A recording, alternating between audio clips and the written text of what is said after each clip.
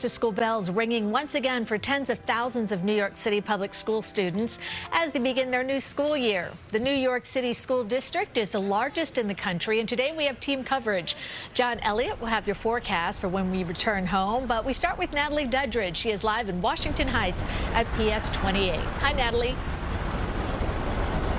Hey, Cindy, yes, a beautiful day for back to school. Do you remember this day? I was always excited, a little bit nervous. We've seen all the emotions out here. The older kids, the high schoolers we met with earlier, some of them a bit of dread. They were tired waking up this early, but the younger ones, a lot of excitement and jitters, maybe a few tears from their parents as they headed into PS 128 behind us here. And to join them, the chancellor of the schools, Banks, was here meeting with students, and also earlier this morning, Mayor Adams was out at a school. They gave us an update on all the new details that we need to know this year. And so I'm going to be putting my math skills to the test because we've got a bunch of numbers. So there's 915,000 public school students back to class citywide, 140,000 staff members. So that equals, if I do my math right, 1.1 million students and staff returning today. 24 new school buildings opened this school year, and there's 11,000 new seats. That's the most since 2003. And school officials say 1,500 new seats were opened this year for 3K and 4K.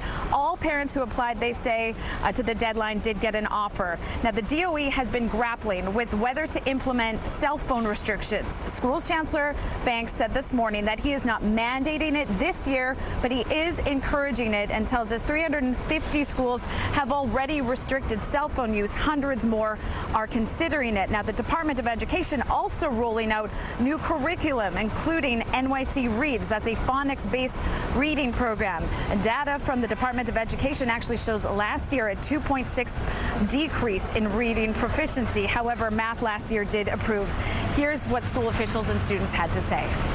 So last year, to be clear, less than half of our districts actually rolled out the new reading curriculum for NYC Reads.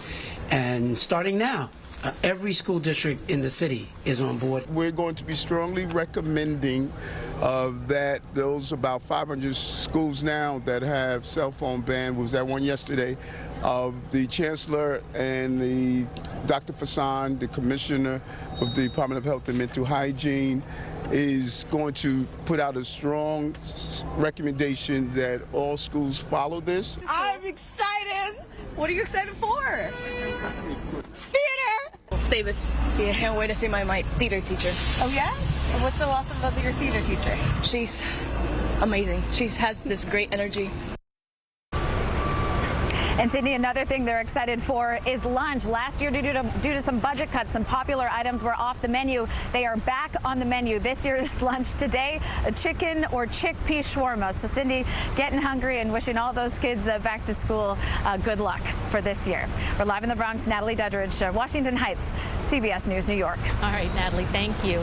And now to our first alert forecast. It was a beautiful morning for the kids to be returning to the classroom. And John continues our first day of school coverage with what they can expect as they head home this afternoon. Brings back memories, though, doesn't it, Cindy? It does. Oh, boy. Boy, I tell you, grade A weather, just really comfortable. Sunny and 73 right now. You saw the breeze in Natalie's shot, northeast at about 14 to 15 miles an hour. Around the city and close by, low to mid 70s. We're going to see delightful conditions during the course of the day. 73 right now. After school activities, very nice.